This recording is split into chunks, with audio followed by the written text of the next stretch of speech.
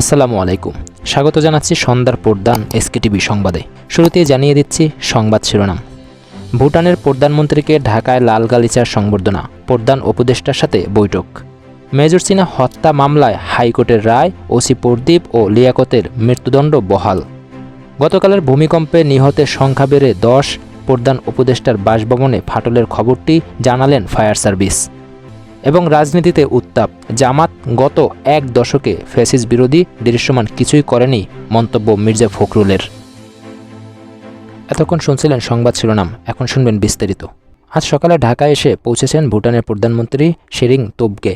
হজরত শাহজালাল আন্তর্জাতিক বিমানবন্দরে তাকে লাল গালিচা সংবর্ধনা দেওয়া হয়।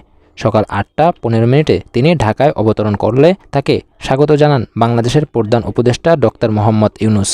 এ সময় ভুটানের প্রধানমন্ত্রীকে গার্ড অব অনার প্রদান করা হয়। বিমানবন্দরের ভিআইপি লাউঞ্জে দুই নেতার মধ্যে সংক্ষিপ্ত বৈঠক অনুষ্ঠিত হয়। বৈঠকে ভুটানের প্রধানমন্ত্রী গতকালের ভূমিকম্পে হতাহতদের প্রতি গভীর শোক প্রকাশ করেন। সফরের অংশ হিসাবে তিনি সাভারে জাতীয় স্মৃতিসৌধে মহান মুক্তিযুদ্ধে শহীদদের প্রতি শ্রদ্ধা নিবেদন করেছেন। আজ বিকেলে প্রধান উপদেষ্টার তেজগাঁও কার্যালয়ে দ্বিপাক্ষিক বৈঠকে বসার কথা রয়েছে দুই নেতার। ধারণা করা হচ্ছে এই সফরে বিদ্যুৎ ও কানেক্টিভিটি নিয়ে গুরুত্বপূর্ণ আলোচনা হবে। গতকাল শুক্রবারের শক্তিশালী ভূমিকম্পের ক্ষয়ক্ষতির নতুন তথ্য পাওয়া গেছে। গতকাল 21 নভেম্বর শুক্রবারের ভূমিকম্পে এখন পর্যন্ত নিহতের সংখ্যা 10 জন বলে নিশ্চিত হওয়া গেছে। নিহতদের মধ্যে ঢাকার আরমানিটোলায় ভবন থেকে পড়ে 3 জন এবং নরসিংদী ও নারায়ণগঞ্জে দেয়াল ধসে বাকিদের মৃত্যু হয়েছে। আহত হয়ে বিভিন্ন হাসপাতালে চিকিৎসাধীন আছেন শতাধিক মানুষ।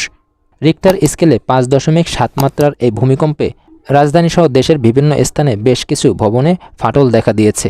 এদিকে ভূমিকম্পের পর সামাজিক যোগাযোগ মাধ্যমে ছড়িয়ে পড়ে যে প্রধান উপদেষ্টার কার্যালয় বা বাসভবন ক্ষতিগ্রস্ত হয়েছে, তবে এই তথ্যটি সত্য নয়। ফায়ার সার্ভিস ও সিভিল ডিফেন্স এবং গণপূর্ত অধিদপ্তর সরেজমিনে পরিদর্শন করে নিশ্চিত করেছে প্রধান উপদেষ্টার কার্যালয়ে বড় কোনো কাঠামোগত ক্ষতি বা ফাটল পাওয়া যায়নি।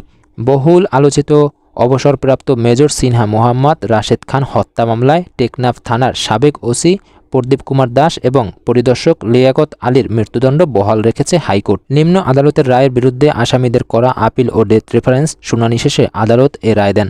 রায়ে আদালত পর্যবেক্ষণ দিয়েছেন যে পরিকল্পিতভাবে ক্ষমতার অপব্যবহার করে এই হত্যাকাণ্ড ঘটানো হয়েছে, যা পুলিশ বাহিনীর ভাবমূর্তি ক্ষুণ্ণ করেছে। একই সাথে মামলার অন্য 6 আসামির যাবজ্জীবন কারাদণ্ড বহাল রাখা হয়েছে। মেজর সিনহা পরিবার এই রায়ে সন্তোষ প্রকাশ করেছেন এবং দ্রুত রায় কার্যকরের দাবি জানিয়েছেন। অন্যদিকে আসামিপক্ষের আইনজীবীরা জানিয়েছেন তারা এ রায়ের বিরুদ্ধে আপিল বিভাগে যাবেন। বিএনপি মহাসচিব মির্জা ফখরুল ইসলাম আলমগীর আজ এক অনুষ্ঠানে মন্তব্য করেছেন যে বিগত সরকারের শাসনামলে জামাতে ইসলামী ফেসিবাদী বিরোধী আন্দোলনে দৃশ্যমান কোনো ভূমিকা পালন করেনি।